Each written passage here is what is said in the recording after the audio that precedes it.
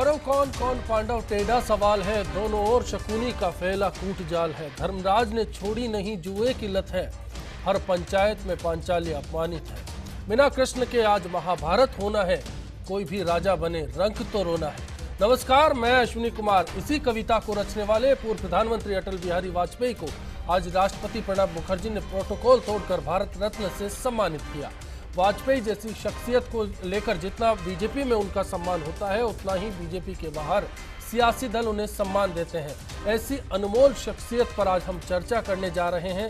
ऐसी शख्सियत जिनका कहना है, आहुति बाकी यज्ञ अधूरा, अपनों के विघ्नों ने घेरा, अंतिम जय का वज्र बनाने नव दधीची हड्डियां गलाए, आओ फिर से दिया जलाए, आओ फिर से दिया जलाए।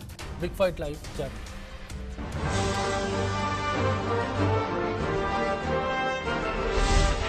पतन है अपनी माँ को माँ कहने में पटती छाती। कभी हम सत्ता के लोग गलत काम करने के लिए तैयार हैं। मैं मृत्यु से नहीं डरता, अगर डरता हूं तो बदनामी से डरता हूं, लोकापवाद से डरता हूं। सत्ता का खेल तो चलेगा, सरकारें आएंगी जाएंगी, पार्टियां बनेगी बिगड़ेंगी, मगर ये देश रहना चाहिए।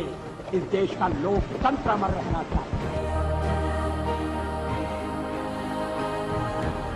दीप बुझे पश्चिमी गगन की, व्याप्त हुआ बरबर अंधियारा, किंतु चीर कर दमकी छात्र चमका हिंदुस्तान हमारा।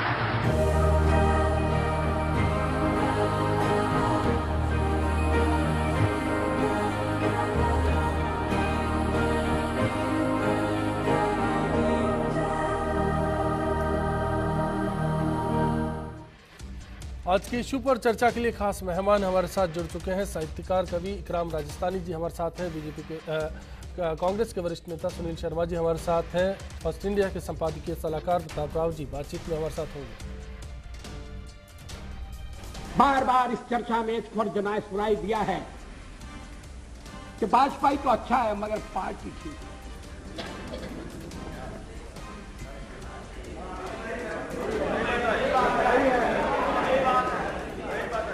अच्छा, तो अच्छे वाजपेयी का आप क्या करने का इरादा रखते हैं?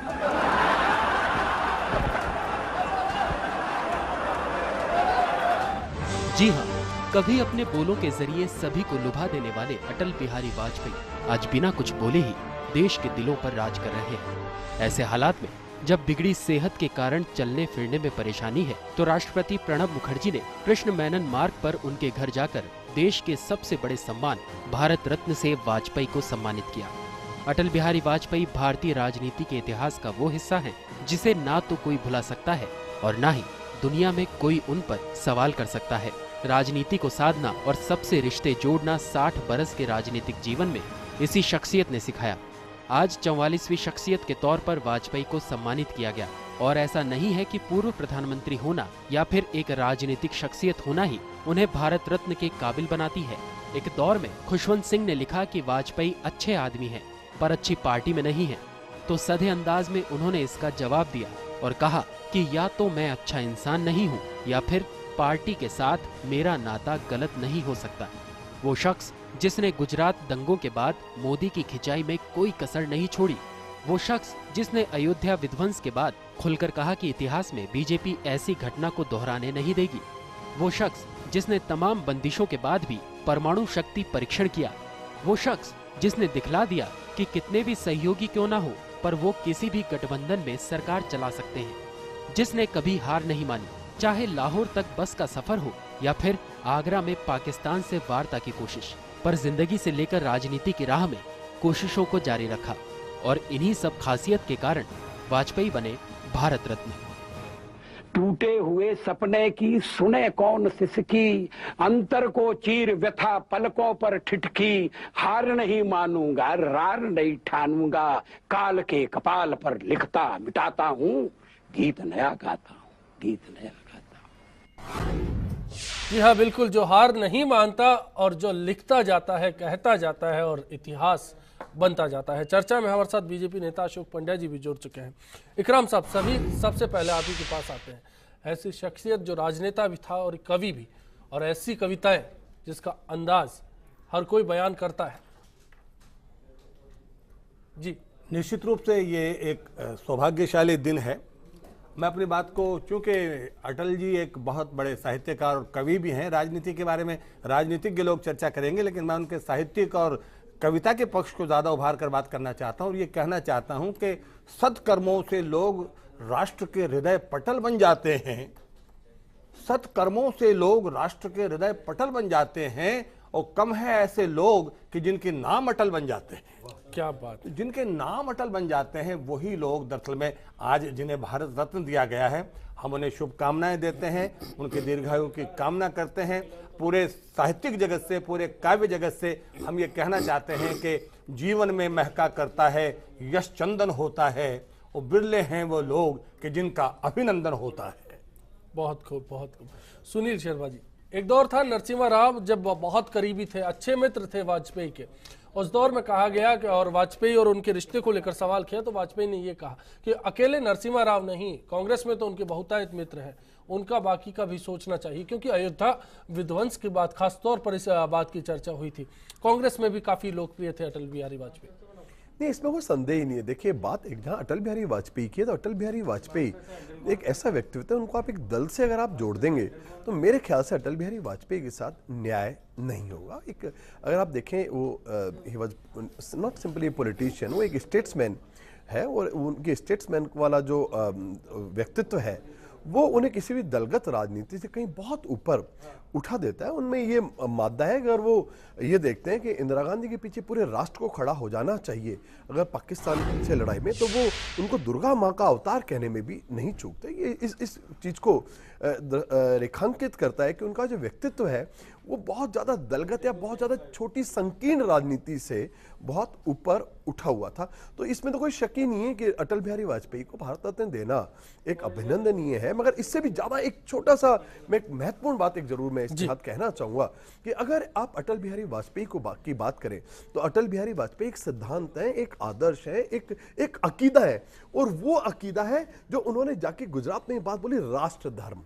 तो प्रश्न एक है कि आप एक तरफ उन्हें सम्मान देते हैं, दूसरी तरफ अगर आप राष्ट्र धर्म से अगर थोड़ा सा अगर परे हटते हैं तो ये कहीं ना कहीं एक बेमानी है, ये चीजें एक इररिलेवेंट हो जाती है। तो अगर आप वास्तव में अटल बिहारी को भारत रत्न देना चाहते हैं, आप वास्तव में अटल बिहारी वाजपेयी को अगर सम्मान देना चाहते हैं, तो फिर आप उन नीति, नियम, सिद्धांत, उन आदर्शों का सम्मान कीजिए जो 60 साल राजनीति में अटल बिहारी वाजपेयी जिसके पर्याय रहे, और उस पर्याय को उन्होंने नरेंद्र मोदी के सामने कहने में कहीं उन्होंने वो चूके नहीं। उन्होंने कहा राजधर्म निभाइए, आप 120 करोड़ लोगों का एक कुनबा है, ये देश बहुत बड़ा है, और इस देश का हर बाशिंदा जब तक इस बात का एहसास नहीं करे कि ये देश मेरा है, ये मुल्क मेरा है और इसकी सब चीजें साझा विरासत है, साझी संपत्ति है, जब तक ये भावना नहीं हो तब तक अटल बिहारी वाजपेयी जी को सम्मान देना भी मेरी राय में बेमानी हो जाएगा, इररिलेवेंट हो जाएगा। तो मैं केवल इस तरह से कहना चाहता हूं, आप दें अटल बिहारी वाजपेयी को सम्मान, तो उस अकीदे को सम्मान दें, उस आदर्शों को सम्मान दें,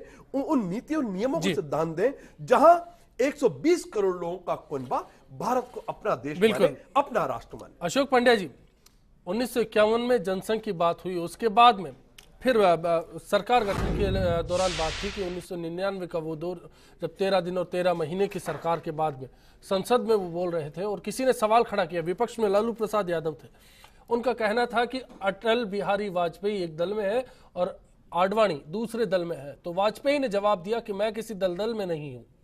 ये जो शख्सियत है, ये जो अंदाज है, उसको लेकर बीजेपी में उनकी लोकप्रियता रही।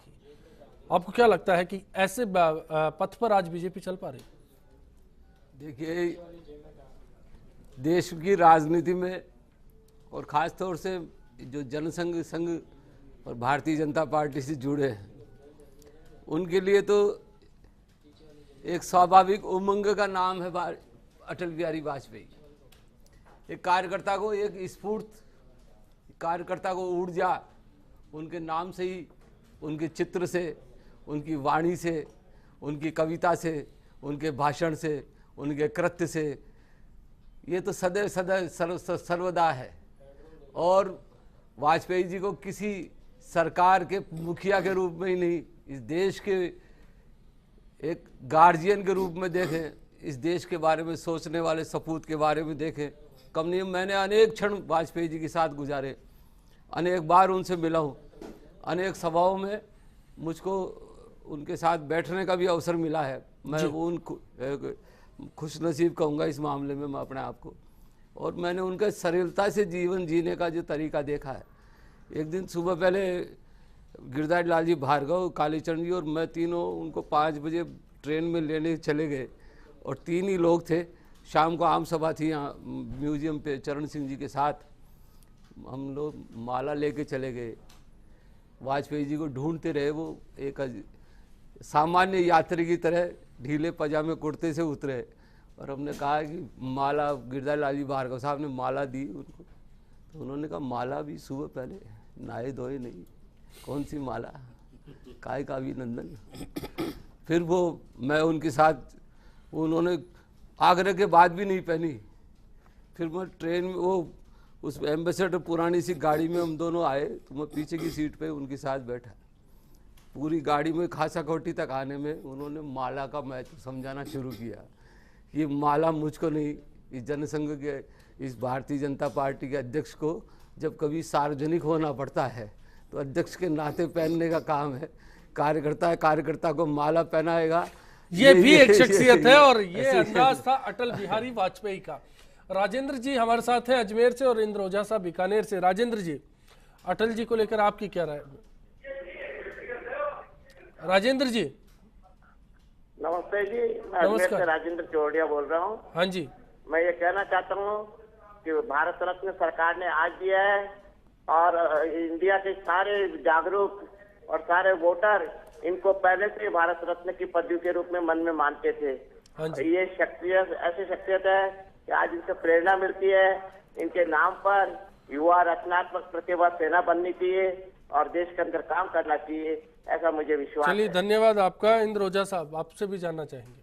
नमस्कार अश्विनी जी। नमस्ते सर, आज जो अटल जी को भारत रत्न दिया है उसके लिए मैं केंद्र सरकार को बहुत बहुत धन्यवाद देता हूँ, आभार व्यक्त करता हूँ जी। और वाजपेयी जी की खासियत के बारे में तो आपको पारिक साहब क्या कहूँ, ऐसे कोई शब्द नहीं है उनकी खासियत में बयान करते हैं हम। वो तो राजनीति के बहुत बड़े धूमकेतु है इस भारतीय, और हमेशा धूमकेतु की तरह चमकते रहेंगे। और जितने भी राजनीतिक दल है जी, और मेरे ख्याल से ऐसे प्रतिपक्ष में लंबा कार्यकाल अटल बिहारी जी का रहा लोकसभा के अंदर, ऐसे प्रतिपक्ष के नेता भारत के अंदर इतिहास में शायद ही दोबारा देखने को मिलेंगे जैसे इनकी भूमिका वाजपेयी जी बिल्कुल। ऐसा शख्स फिर से इतिहास में देखने को बड़ा मुश्किल होगा मिलना। शुक्रिया आपका इस राय में जुड़ने के लिए। प्रताप जी, वो शख्सियत जिसको कट्टर हिंदुत्व से अलग देखा जाता था, जिसको गंगा जमनी तहजीब का एक हिस्सा समझा जाता था।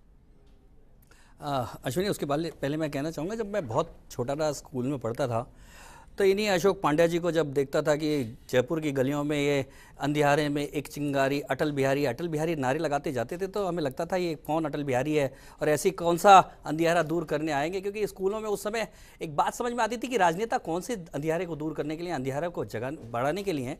लेकिन जब 1999 में वो प्रधानमंत्री बने और अंधियारे को दूर करते हुए उन्हें देखा, तो लगा कि वास्तव में जो पंड्या जी नारे लगा रहे थे वो कहीं ना कहीं फिट बैठ रहे थे। आज अटल जी को भारत रत्न की देने की बात हो रही है। भारत रत्न दिया नहीं गया है, वो तो रत्न तो थे ही। आज मुझे लगता है कि आज भारतीय जनता ने, भारत के लोगों ने अपने आप को गौरवान्वित कर लिया है कि उसने सही समय पे अपने एक रत्न को खोज लिया है। नहीं तो आमतौर पे ये होता आया है कि हम उनके दिवंगत होने के बाद, वर्षों बाद और शताब्दी बाद या 20 साल बाद हम उनको उनका मान सम्मान दे पाते हैं। पर मुझे लगता है कि अटल जी के जीवित रहते हुए उन्हें जिस तरह का सम्मान दिया, इससे जो अटल जी की राह पे या इस तरह के जो लोग हैं जो राजनीति में नई धारा लाना चाहते हैं, जो देश में सर्वस्पर्शी कार्य करना चाहते हैं, जो देश को एक सबको साथ लेकर आगे बढ़ना चाहते हैं, ऐसे लोगों को बल मिलेगा और देश निश्चित तौर पे आज गौरवान्वित हुआ है कि एक ऐसे व्यक्ति को सम्मान मिला है और ऐसे रत्न की खोज हुई है। अश्विनी जी, खालिद कुरैशी साहब है बीकानेर से। बताइए खालिद साहब, आपकी क्या राय है? सर नमस्कार। नमस्ते। युग पुरुष हरदिल अजीज आफ्ताब हिंद जनाब पूर्व प्रधानमंत्री अटल बिहारी वाजपेयी जी को मेरी तरफ से भारत रत्न दिए जाने की हार्दिक बधाई, शुभकामनाएं। जी बिल्कुल, उम्मीद करते हैं और पूरा देश भी आज उनको ये बधाइयां दे रहा है। फिलहाल छोटा सा ब्रेक। जी खालिद साहब। मैं दूसरे प्रधानमंत्री साहब और जी राष्ट्रपति साहब का भी आभार व्यक्त करना चाहूंगा कि उन्होंने अटल बिहारी वाजपेयी जी को। बिल्कुल, आपके ये जो बधाइयों का सिलसिला है आज पूरे देश में चल रहा है। शुक्रिया इस चर्चा में आपका जुड़ने के लिए। फिलहाल छोटा सा ब्रेक, चर्चा जारी रहेगी। आज सिंधु में ज्वार उठा है, नगपति फिर ललकार उठा है, कुरुक्षेत्र के कण कण से फिर पांचजन्य हुंकार उठा है। शत शत आघातों को सहकर जीवित हिंदुस्तान हमारा, जग के मस्तक पर रोली सा शोभित हिंदुस्तान हमारा। दुनिया का इतिहास पूछता रोम कहाँ, यूनान कहाँ है। दुनिया का इतिहास पूछता रोम कहाँ, यूनान कहाँ है। घर घर में शुभ अग्नि जलाता वह उन्नत ईरान कहाँ है। दीप बुझे पश्चिमी गगन के, व्याप्त हुआ बर्बर अंधियारा, किंतु चीर कर थमकी छाती चमका हिंदुस्तान हमारा। बतौर प्रधानमंत्री अटल बिहारी वाजपेयी जी ने निश्चित तौर पे हिंदुस्तान का गौरव है वो पूरे विश्व में बढ़ाया है। उन्होंने संयुक्त राष्ट्र महासभा में हिंदी को बढ़ावा देने के लिए हिंदी में जो भाषण किया, इसके अलावा अगर यदि हम हिंदुस्तान की बात करें तो जो हर गांव को सड़क से जोड़ने की जो योजना लेके आए थे, जिससे हिंदुस्तान को एक बहुत तीव्र विकास की गति मिली है। भारत रत्न के पात्र हैं और उनकी ईमानदारी और आज तक किसी प्रकार का उन पर कोई लांछन नहीं लगा और स्वच्छ प्रशासन देने के लिए बहुत ही उनका अच्छा योगदान। आज जो तरक्की की है कोई कोई मंत्री नहीं कर पाया इतना। प्रधानमंत्री ने जो तरक्की अटल बिहारी वाजपेयी ने की है, इसलिए कि आज सड़कें जो बनी हुई हैं 4 लाइन की, आज ऑल इंडिया में मतलब जो है सड़कें बन रही है, तो वो अटल बिहारी वाजपेयी जी की देन है। आज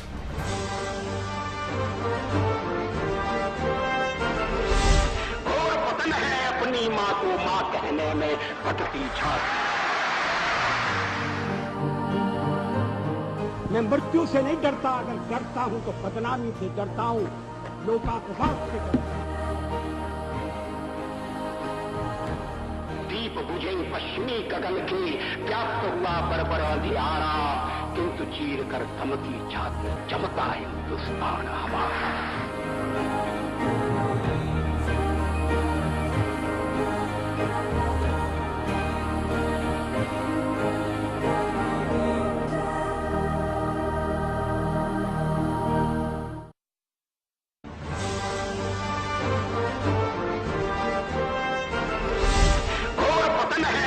माँ को माँ कहने में फटती छाती।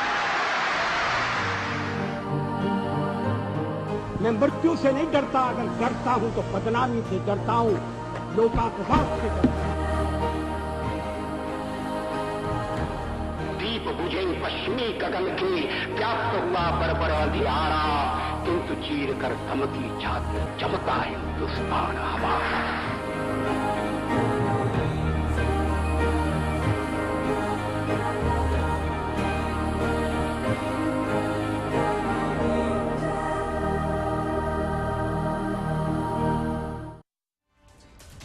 अटल जी का जीवन राष्ट्र को समर्पित रहा। वो पल पल राष्ट्र के लिए जिए, राष्ट्र के लिए सोचते रहे और हिंदुस्तान में मेरे जैसे करोड़ों ऐसे कार्यकर्ता हैं जिनके जीवन में वाजपेयी जी एक प्रेरणा है। आने वाली पीढ़ियों को भी उनकी प्रेरणा मिलती रहेगी। भाई, भारत रत्न सम्मान पाने वाले वाजपेयी जी के जीवन हमें सदा सर्वदा प्रेरणा देता रहे, मार्गदर्शन देता रहे, यही प्रभु से प्रार्थना करता रहूंगा।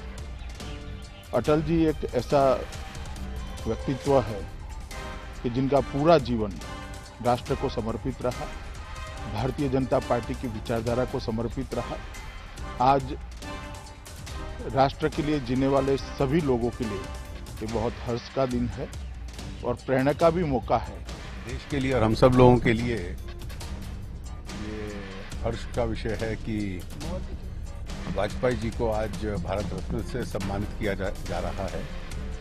इस देश के सामाजिक और राजनीतिक जीवन में एक बहुत ऊंचे कद वाले नेता हैं जो राष्ट्र के संबंध में सोचते थे और करते थे।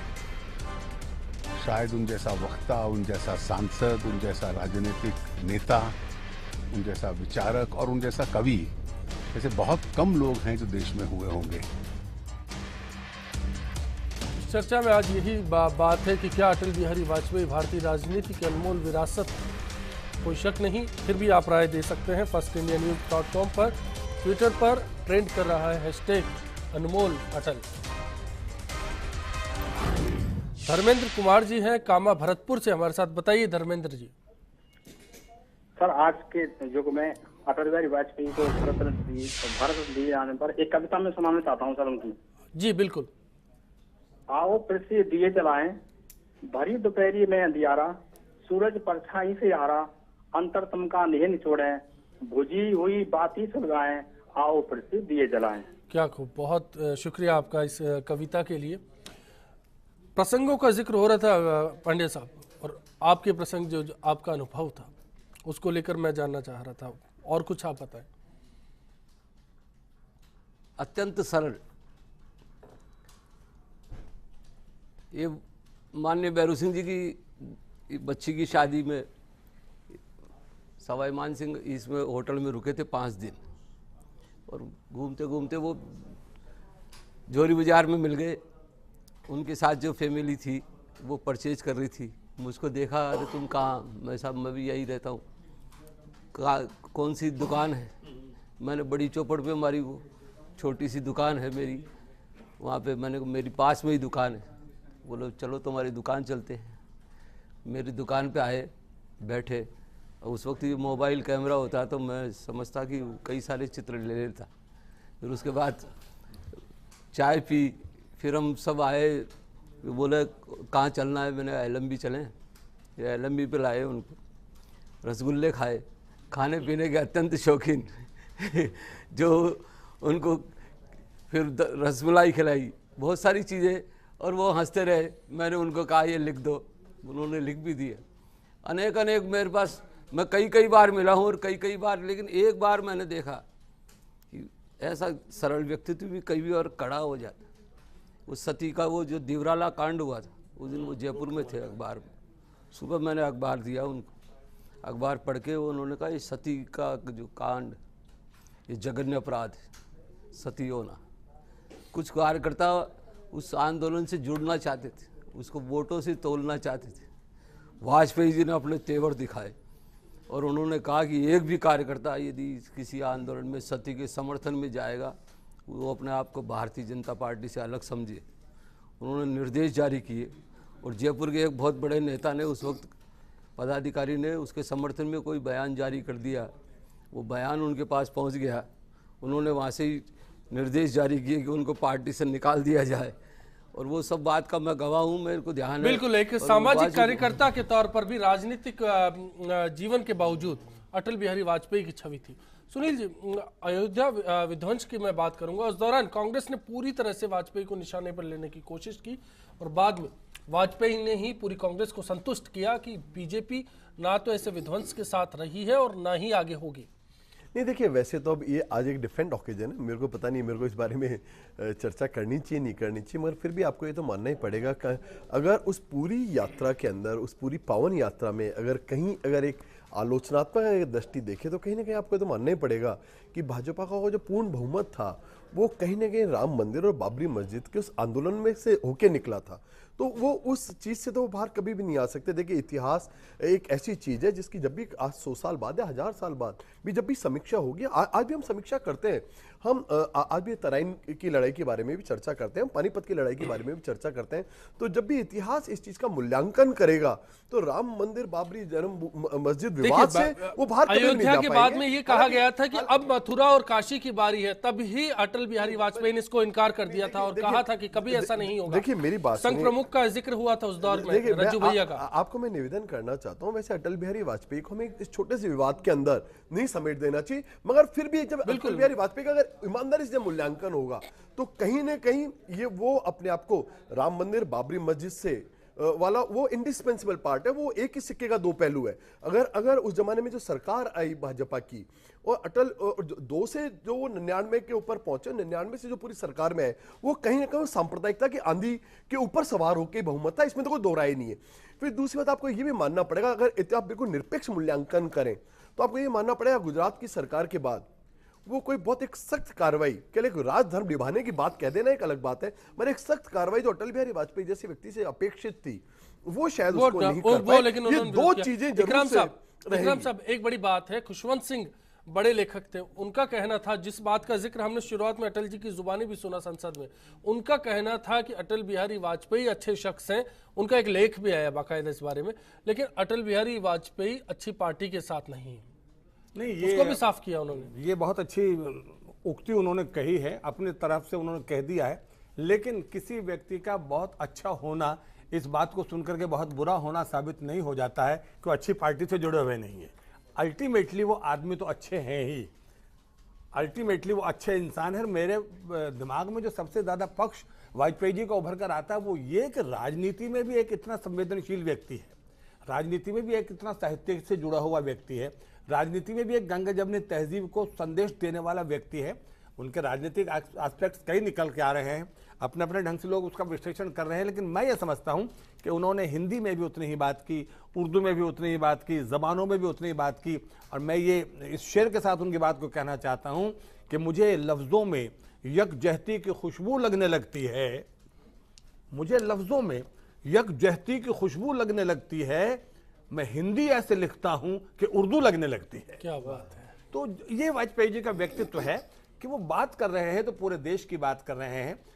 और इस समय जो चर्चा हम कर रहे हैं अश्विनी, वो मेरा ख्याल से किसी राजधर्म की या राष्ट्र धर्म की या किसी दल की या किसी पार्टी की नहीं कर रहे, एक ऐसे व्यक्तित्व की चर्चा कर रहे हैं जो सबसे ऊपर उठकर हमारे सामने दिखाई दे रहा है, सबसे ऊपर उठकर के वो व्यक्तित्व का आकलन किया जा रहा है।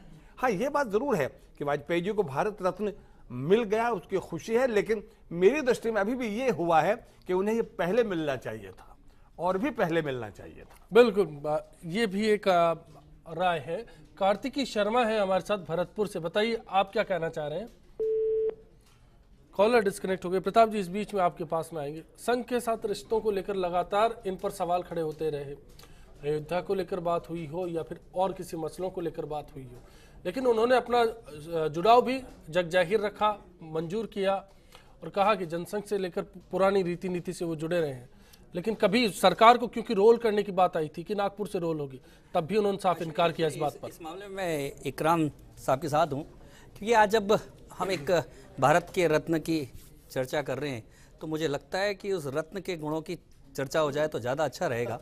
और मुझे लगता है कि क्योंकि मैं जब हम सोचते हैं कि आपातकाल की बात कीजिए, क्योंकि हम लोग तो उस समय बहुत छोटे थे, राजनीति को जानते नहीं थे, जब बाद में बड़े होने की बात पड़ा तो उस समय की राजनीति जो आपातकाल के बाद 1977 के चुनाव हुए, उस 77 के चुनाव में जनता पार्टी जीत के आती है, उसमें सबसे बड़ा भाग वो पुरानी जनसंघ का होता है, यानी 99 सांसद जीत के आते हैं। और अटल बिहारी वाजपेयी उस समय अगर दावा कर देते, अगर उस समय मजबूती से खड़े हो जाते तो प्रधानमंत्री उन्हें बनाने की मजबूरी हो जाती। लेकिन देश के सामने लोकतंत्र का संकट था, लोकतंत्र को मजबूत करने का संकट था। ऐसे में उन्होंने पद को त्याग कर, अभिलाषा नहीं रख के, और उन्होंने सत्ता से विलुप्त रहते हुए जिस तरह का बड़प्पन दिखाया, वो सब जानते हैं कि 1977 की सरकार में किस तरह से तनावों को झेलते हुए, किस तरह से मतभेदों के होते हुए, किस तरह से तानों को झेलते हुए, डुअल मेंबरशिप यानी कि दोहरी सदस्यता संघ के साथ उन सब तानों को झेलते हुए उन्होंने किस तरह से सरकार को 2.5 साल तक अपना पूरा योगदान दिया। क्योंकि उस समय की जो सरकार गिरी वो वास्तव में चरण सिंह और मोरारजी देसाई के अहम के टकरावों के बाद गिरी, लेकिन मुद्दा जनसंघ को बनाते रहे। उसके बावजूद अटल जी के कारण, अटल जी के सर्वस्पर्शी काम के कारण, उनके अपने त्याग के कारण और उनकी अभिलाषाओं को उन्होंने जो रोक कर रखा था उसके कारण वो जनता पार्टी की सरकार चल पाई। तो ये एक बहुत बड़ा विषय है कि अटल जी चाहते तो 1977 में प्रधानमंत्री बन सकते थे, क्योंकि 1957 में जब जवाहरलाल नेहरू ने कहा था कि ये जो लड़का है वो आगे चल के प्रधानमंत्री बनेगा, तो दुनिया की निगाह, देश की निगाह उन पर तो तब से थी। लेकिन उस व्यक्ति ने 22 साल तक इंतजार किया, उसके 1998 में जाके 96 में जाके वो आदमी, ये राजनीति की दरअसल तपस्या है, अटल बिहारी वाजपेयी की तपस्या है, और इसीलिए अटल बिहारी वाजपेयी भारत रत्न है। फिलहाल छोटा सा ब्रेक, अटल के व्यक्तित्व पर बातचीत जारी रहेगी।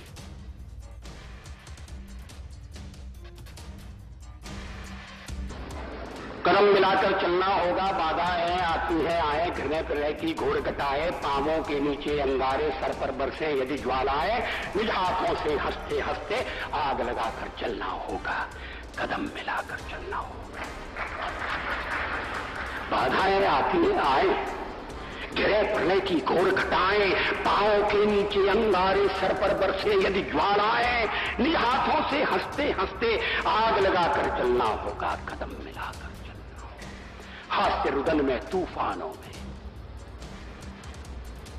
ये शब्दावली पर ध्यान दी, हास्य रुदन में तूफानों में, अमर असंख्यक बलिदानों में, उद्यानों में, वीरानों में, अपमानों में, सम्मानों में, उन्नत मस्तक उभरा सीना, पीड़ाओं में पलना होगा, कदम मिलाकर चलना होगा।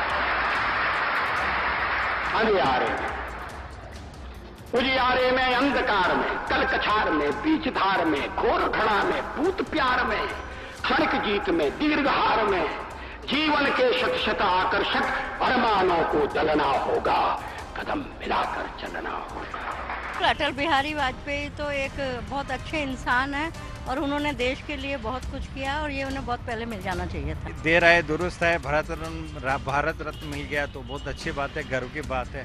हमारे को भी सुन के बड़ा अच्छा लगा, बहुत ही नेक और काबिल इंसान।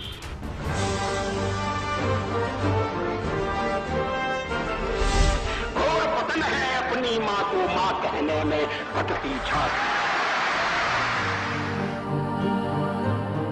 मैं मृत्यु से नहीं डरता, अगर डरता हूँ तो बदनामी से डरता हूँ, लोकापवाद से डरता हूँ। दीप बुझे पश्चिमी गगन की, व्याप्त हुआ बरबर अंधियारा, किंतु चीर कर धमकी छाती, चमका हिंदुस्तान हमारा।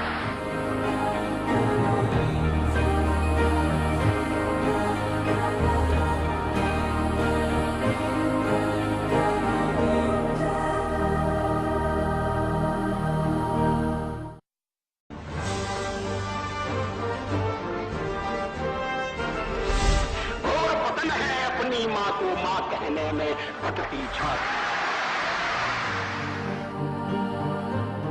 मैं मृत्यु से नहीं डरता, अगर डरता हूँ तो बदनामी से डरता हूँ, लोकापवाद से डरता हूँ।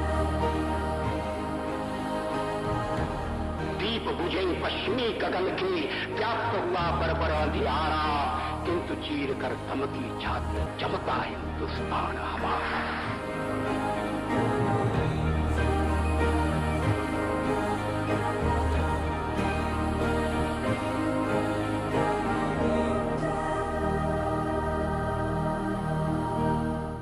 जिस दिन घोषणा हुई थी उसी दिन से वो उस उत्सुकता थी कि किस दिन मिलेगा। परसों टीवी पर नीचे दिखाया गया था तो कुछ लोग तो दिल्ली चले गए हैं और जो लोग माता जी के जोत जला रहे हैं उसके कारण कुछ लोग नहीं जा पाए। और वैसे दिन आज बहुत अच्छा है, अष्टमी का दिन है कि उनको भारत रत्न दिया जा रहा है। इससे बड़ी खुशी की और बात हमको, ग्वालियर को और पूरे देश को होनी बिल्कुल स्वाभाविक के वे इसके पात्र हैं। जो उन्हें मिल रहा है ये हमारे सबके लिए बड़ी खुशी की बात है। हम सब इसके लिए खुशी मनाएंगे। बहुत अच्छा, खुशी के भी आंसू आते और गम के भी आते बेटा, हमें बहुत अच्छा लग रहा है।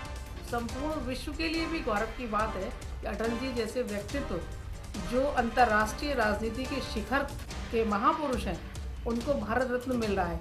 इससे ज़्यादा खुशी का अवसर अभी तक जीवन में महसूस नहीं किया और वो शब्द भी नहीं है हमारे पास शब्दकोश में कि हम उस खुशी को कैसे आयोजित करें और कैसे मनाएं। शब्द भी अधूरे पड़ रहे हैं इस समय।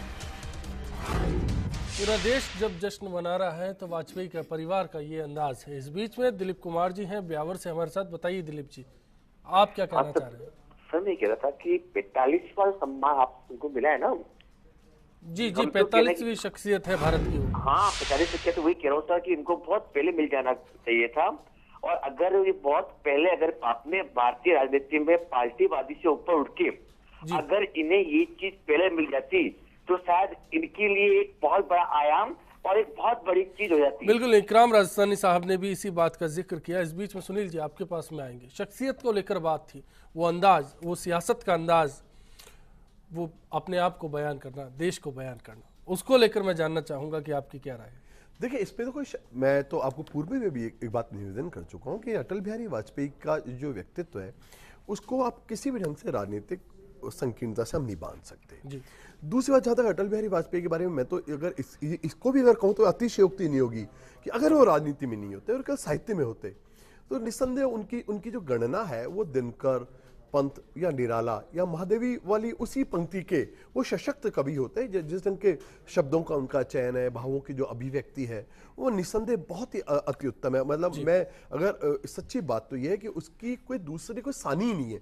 अगर मैं कहूँ वो बिल्कुल पीयरलेस हैं, वो अनप्रेसिडेंटेड है, वो बेनज़ीर हैं, तो वो बेनज़ीर कह रहा हूँ मैं, उनको बेनज़ीर कवि कह रहा हूँ, तो एक गलत बात नहीं कह रहा हूँ। वो निस्संदेह इस ढंग के थे। मगर यहाँ एक दूसरी बात में जरूर मैं कहना चाहता हूँ जी बिल्कुल, कि जब आप अटल बिहारी वाजपेयी की बात करते हैं और अटल बिहारी वाजपेयी को आप सम्मान देते हैं तो आप उन सिद्धांतों का भी सम्मान दीजिए, उन नीति का सम्मान दीजिए, उन अकीदों का सम्मान कीजिएगा, उन सिद्धांतों का सम्मान कीजिएगा जिसके ऊपर वो अमल करते रहे। अगर आप एक तरफ अटल बिहारी वाजपेयी को सम्मान देते हैं और दूसरी बात उन सिद्धांतों का आप सम्मान नहीं देते तो फिर ये सम्मान देना बेमानी है, ये अप्रासंगिक है। अशोक पांडे जी, आपको नहीं, इसके अलावा मैं एक बात और कहना चाहूंगा।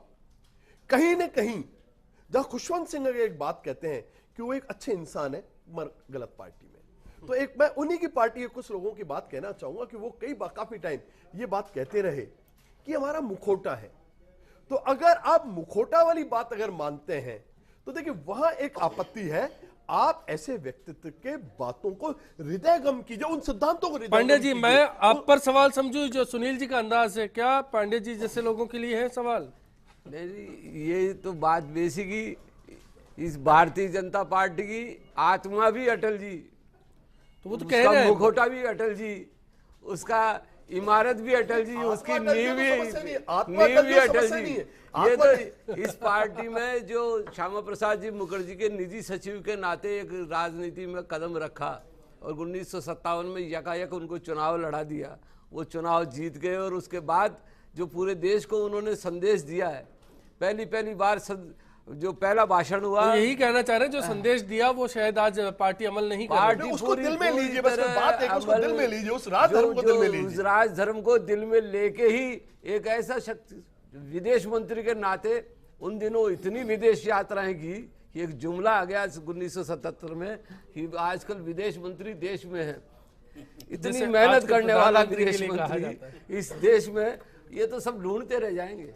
मैं समझता हूँ कि ये वो बात है ना, मुझको मेरे बाद जमाना ढूंढेगा, ये ऐसी शख्सियत है। आप गुणों की एक श्रृंखला है। आप कोई सा भी एक कोने पे जाके देखेंगे तो वाजपेयी जी हर बहुरंगी, कोई सा भी रंग, चाहे व्यक्तित्व का रंग हो, सादगी का रंग हो, बीजेपी उन्हीं के रंग में है, पूरी बीजेपी। चलिए, जसवंत सिंह जी है, पेशे से अध्यापक है, सिरोही से हमारे साथ जुड़े हैं। बताइए सर, आप क्या कहना चाह रहे हैं? सर, सबसे पहले तो अटल जी को सत प्रणाम जी, क्योंकि इन्होंने सर ये जनसंघ के समय से सबसे अच्छे नेता है बीजेपी के, और बीजेपी को जमाने में इनका ही सब प्रयास रहा है और इनको ये सबसे पहले मिल जाना चाहिए था, क्योंकि अब वो बीमार है, अब वो देख भी नहीं सकते। इससे अगर पहले ये दे दिया जाता तो बहुत अच्छा होता, ये मेरा कहना ये है। जी बिल्कुल, इकराम साहब की उस बात के साथ आप हैं। और इस बीच में इकराम साहब आप ही के पास में आ रहे हैं। एक कवि के तौर पर पहचान ज्यादा है, बेनजीर सुनील जी ने उनके लिए कहा, और आप भी यही कह रहे थे कि अटल जी को पूरी इस चर्चा में भी आप एक कवि के तौर पर देखते हैं। निश्चित रूप से राष्ट्र कवि के तौर पर निश्चित रूप से, क्योंकि ये बात पांडे जी भी कह रहे हैं, ये बात खुद सुनील जी भी स्वीकार कर रहे हैं कि उनका राजनीतिक पक्ष चाहे कुछ भी रहा हो, राजनीतिक विश्लेषण आप कुछ भी उनका करें, लेकिन आज की परिचर्चा में भी जो सबसे ज्यादा मुखरित रूप मुझे दिखाई दे रहा है, जिसकी वजह से वो पहचाने जाने चाहिए या जिसकी वजह से उन्हें ये पहचान मिलनी चाहिए थी, वो उनका जो कवि का रूप है वही सबसे ज्यादा मुखरित हो रहा है। मैं यही महसूस करता हूँ कि जो कुछ उन्होंने लिखा, मैं तो उन्हें इस समय ये कहना चाहता हूँ ये परिचर्चा सुनने के बाद तो, कि वो मुझे इस पूरी राजनीति में एक जीवंत इंद्रधनुष मालूम होते हैं। इतने रंग उनके उभर कर सामने आ रहे हैं। हाँ जी। और आज जो भारत रत्न मिला है उसके लिए भी मैं ये कहना चाहता हूं आपको कि ये कोई बीजेपी या कांग्रेस या किसी अन्य दल का पुरस्कार नहीं है, ये हमारे समाज का सर्वोच्च पुरस्कार है, सामाजिक पुरस्कार है, ये कोई राजनीतिक पुरस्कार नहीं है, ये राजनीतिक पुरस्कार की श्रेणी में नहीं आता है। जब किसी व्यक्ति को हम भारत रत्न दे देते हैं इसका मतलब यह है कि वो समाज के सर्वोपरि लोगों में शुमार है, उन्हें इन छोटी छोटी बातों में कैद हम नहीं कर सकते। जो चिराग वाजपेयी जी ने जलाया है, जो स्नेह का या प्यार का या धर्म का या राष्ट्र का या एकता का या अखंडता का, उसके लिए हम ये कामना करना चाहते हैं आज के दिन पे कि इस दिए की लौ में एक सूरज को ढाला जाएगा, इस दिए की लौ में एक सूरज को ढाला जाएगा और देख लेना दूर तक इसका उजाला जाएगा। बहुत खूब, बहुत खूब। प्रताप जी, आपको कौन सा रंग नजर आता है? नहीं, बिल्कुल इकराम साहब ने जो कहा, आखिर में वो कवि थे लेकिन संवेदनशील थे, वो मैंने खुद ने अनुभव किया। 1991 में पांड्या जी को ध्यान होगा कि यहाँ राष्ट्रीय अधिवेशन था बीजेपी का, मैं उस समय कॉलेज में पढ़ता था तो प्रबंधक के तौर पे वहाँ था, खासा कोटी में रुके हुए थे। उन दिनों अटल जी बीमार थे, अटल जी नीचे उतर के आते हैं तो गार्ड उनको बहुत ही तहजीब के साथ, बहुत ही मुस्कुराहट के साथ सैल्यूट मारता है, लेकिन अटल जी धीरे धीरे आगे चले जाते हैं। वो मायूस हो जाता है गार्ड, लेकिन वो 2-3 कदम आगे चलने के बाद फिर मुड़ते हैं और मुड़ने के बाद उनके कांपते हुए हाथ सीधे अपने माथे तक जाते हैं और सैल्यूट करते हैं उसको। वो ऐसी एक घटना थी कि इतना बड़ा नेता, देश का इतना बड़ा नेता अपने गार्ड को भी, बीमार थे इसलिए तुरंत रिएक्शन नहीं कर सके, लेकिन मुड़कर वो उसको रिएक्ट करते हैं। तो हम लोग जो कॉलेज के वहाँ स्टूडेंट ये देख रहे थे, नेताओं को देखकर बड़े परेशान होते थे कि किस तरह के नेता हैं, लेकिन अटल जी की वो घटना हमारे दिमाग में इतनी चढ़ गई कि कोई नेता होना चाहिए तो इस तरह की संवेदना होनी चाहिए। एक और घटना अश्विनी मेरे को याद आती है जी, कि 1984 का चुनाव था, ग्वालियर से माधवराव सिंधिया चुनाव लड़ रहे थे। उनकी माता जी ने कहा कि मैं भी भारतीय जनता पार्टी की ओर से चुनाव उनके सामने लड़ूंगी, लेकिन अटल जी थे, उनको नहीं ठीक लगा कि राजनीति के कारण माँ और बेटे में दुराव हो जाए, राजनीति के कारण एक परिवार बट जाए, राजनीति के कारण माँ और बेटे आमने सामने हो जाएं। उन्होंने खुद को झोंक दिया। ग्वालियर में वो माधवराव सिंधिया से चुनाव हार गए, उन्हें पता था कि वो चुनाव हार जाएंगे, उसके बावजूद माँ बेटे की लड़ाई को रोकने के लिए वो खुद कूद पड़े। इतने ज़्यादा संवेदनशील नेता शायद अपने देश में बहुत कम हुए हैं। चलिए, बिल्कुल चर्चा को जारी रखेंगे। फिलहाल एक और विराम के लिए यहाँ रुक रहे हैं, आखिरी दौर में वापसी होगी और जानना चाहेंगे सभी खास मेहमानों से कुछ चुनिंदा लम्हे, पल अटल बिहारी वाजपेयी से जुड़े। ब्रेक के बाद अपने ही हाथों तुम अपनी कब्र न खोदो, अपने ही हाथों तुम अपनी कब्र न खोदो, अपने पैरों आप कुल्हाड़ी नहीं चलाओ। ओ नादान पड़ोसी अपनी आंखें खोलो, आजादी अनमोल न इसका मोल लगाओ। पर तुम क्या जानो आजादी क्या होती है, पर तुम क्या जानो आजादी क्या होती है। तुम्हें मुफ्त में मिली न कीमत गई चुकाई, अंग्रेजों के बल पर 2 टुकड़े पाए हैं, मां को खंडित करते तुमको लाज ना आई। अमरीकी शस्त्रों से अपनी आजादी को दुनिया में कायम रख लोगे यह मत समझो, अमरीकी शस्त्रों से अपनी आजादी को दुनिया में कायम रख लोगे यह मत समझो। 10-20 अरब डॉलर लेकर आने वाली बर्बादी से तुम बच लोगे ये मत समझो। धमकी जिहाद के नारों से, हथियारों से कश्मीर कभी हथियार लोगे ये मत समझो। हमलों से, अत्याचारों से, संहारों से भारत का शीश झुका लोगे ये मत समझो। अटल जी के कार्यकाल में उन्होंने दोनों देशों के अंदर जो दुश्मनी थी उसकी बर्फ को पिघला करके अपनी तरफ से उन्होंने पूरा प्रयास किया और उन्होंने बस सेवा भी शुरू की। अब सामने वाला कितना उसको अच्छा पॉजिटिव लेता है उसके उनके ऊपर पाकिस्तान पे डिपेंड करता है, लेकिन अटल जी की शुरुआत बहुत अच्छी थी। भारत रत्न से भी कोई बड़ा पुरस्कार होता उतनी ज़्यादा विशेषता है। वह इस देश के लिए राजनीतिक रूप से ही नहीं, केवल सामाजिक रूप को भी अगर देखें, उनका व्यक्तित्व देखें तो वो अपने आप में व्यक्तित्व के धनी है और भारत रत्न दिया जाना बिल्कुल उचित निर्णय।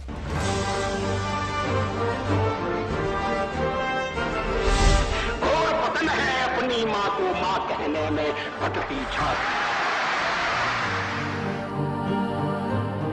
मैं मृत्यु से नहीं डरता, अगर डरता हूं तो बदनामी से डरता हूं, लोकापवाद से डरता हूं। दीप बुझे पश्चिमी गगन की, व्याप्त हुआ बरबर अंधियारा, किंतु चीर कर धमकी छाती जमता हिंदुस्तान हमारा।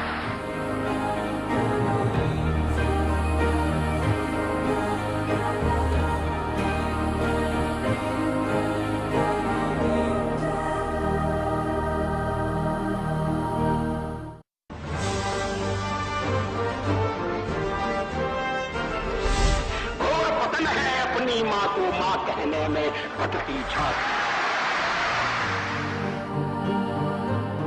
मैं मृत्यु से नहीं डरता, अगर डरता हूं तो बदनामी से डरता हूं, लोकापवाद से डरता हूं।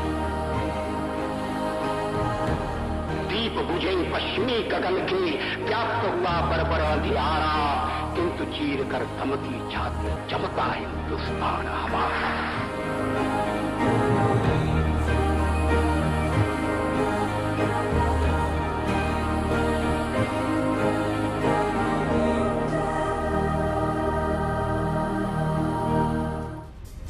अनमोल अटल को लेकर आज आपसे बात हुई और जानना चाहा भारतीय राजनीति की, क्या अटल को आप विरासत कहेंगे?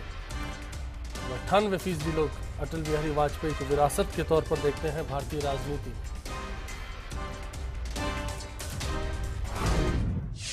इस बीच में प्रसंगों को लेकर बात थी। अशोक पंड्या जी, आप ही से सिलसिला शुरू करते हैं। जयपुर से जुड़ाव रहा उनका, जयपुर से बहुत जुड़ाव। जयपुर में अनेक कार्यकर्ताओं को नाम से जानने, अनेक कार्यकर्ताओं को प्रधानमंत्री जब बन गए तो प्रधानमंत्री भवन में उन्होंने अपने टेलीफोन करके उन्होंने कई कार्यकर्ताओं को बुलाया। ये सब जान लो, जयपुर के लोग उनसे बड़ा प्यार करते।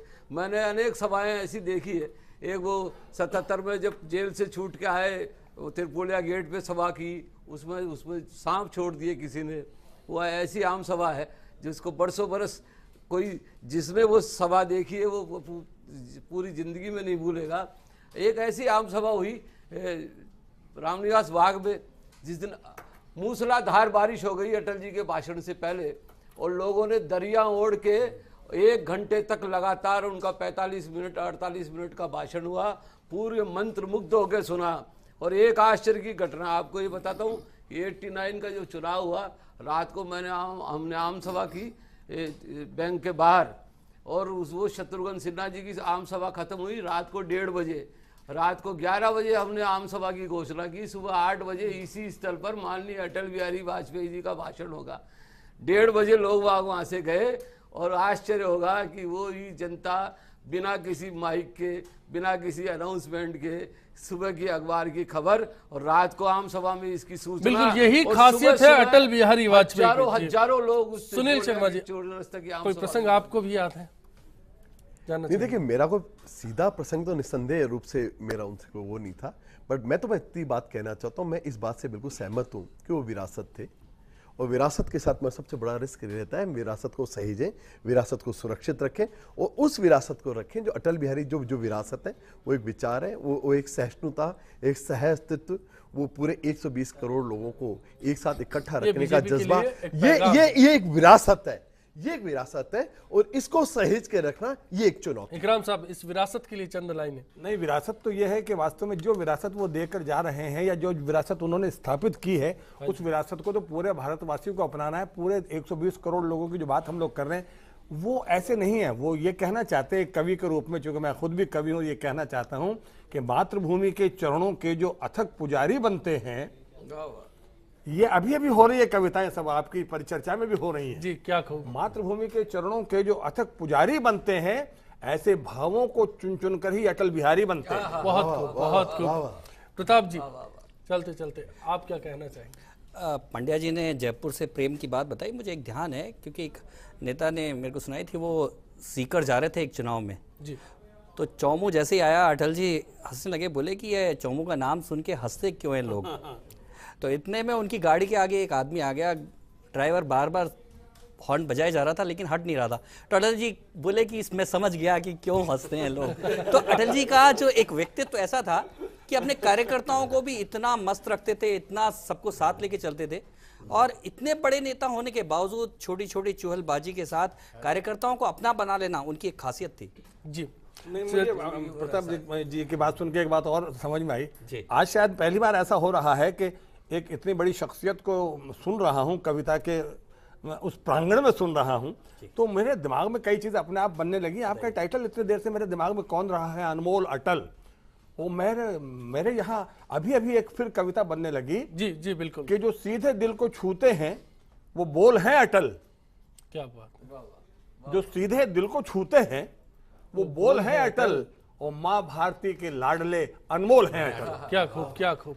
इन्हीं अटल का कहना है कि मौत की उम्र क्या है, 2 पल भी नहीं, जिंदगी सिलसिला है, आज कल की नहीं। आज इस चर्चा में इतना ही। खास मेहमानों का शुक्रिया अदा करेंगे और इसी उम्मीद के साथ विदा लेंगे कि आने वाला कल आप सभी के लिए आज से बेहतर साबित हो।